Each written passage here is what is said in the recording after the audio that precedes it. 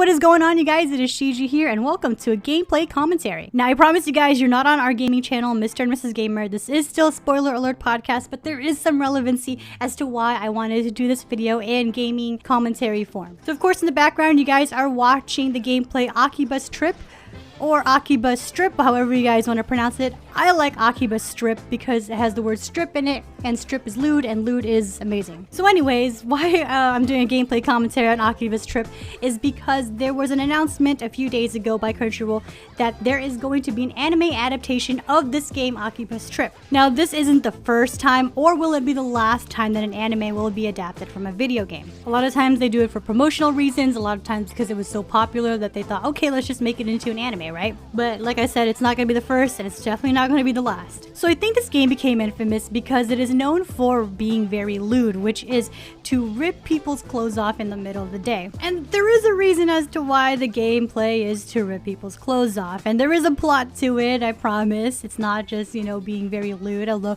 that is the big part of this game. Now, this game, of course, takes place in Akihabara, or Akiba for short, which is the otaku capital of the world. And within the city of Akiba are these monsters called synthesters, which basically sucks the social life out of people. And these synthesters are basically like vampires, right? So if they're exposed to the sun, they die. But through the power of t-shirts and Levi jeans and hats, they are able to walk around in the daylight. Now enter our main character and his otaku friends, who somehow get involved in this organization that deals with synthesters, and the main character gets turned into a synthester himself, and basically they try to rid the city of these monsters and save the world, or at least just Akiba.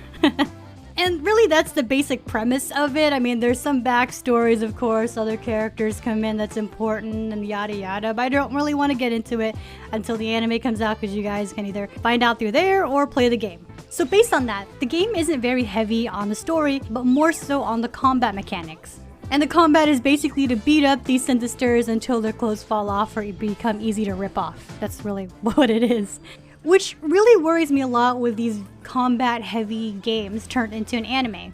For example, God Eater is one that comes to my head. Is a very combat-heavy game, and it didn't really translate well into an anime, despite it being done by UFO Table, who also did like Unlimited Blade Works, which is also a game, by the way, if you guys didn't know.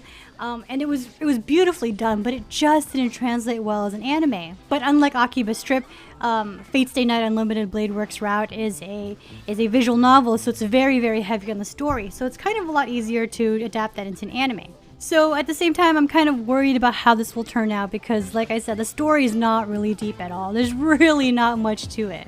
But you never know, right? There's a lot of games out there that's been adapted into anime that turned out pretty good. And then there's a lot of them that turned out really crappy. So it's a very, very hit or miss kind of deal.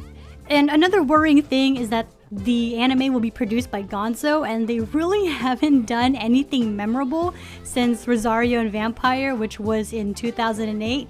And so that was kind of a long time ago, and they haven't really done much since then. So yeah, this is going to be really interesting to see how it plays out. So in this situation, it's one of those expect for the worst and hope for the best, but I'm still going to check it out for the hell of it. Anyways, that's pretty much it. If you guys want to see more gameplay commentary such as like this or other gaming related stuff, go over to our gaming channel, MrAndMrsGamer. I don't really do a lot of Akiba's Trip. I did live stream it once, and if you didn't know, if you guys live stream this game on Twitch, the viewers can actually interact with the game, which is really cool, and I've had people try it out, and it's actually pretty funny. And I do a little bit of visual novel stuff. My current one is If My Heart Had Wings, which I really still need to keep playing because it's such a beautiful game, and I haven't had the time to actually go and record it and play it. But yeah, subscribe to MrAndMrsGamer, that's our gaming channel. And also, don't forget to follow AnimeSAP on Twitter, as well as subscribe to this channel. But that is it for me. I will see you all next time.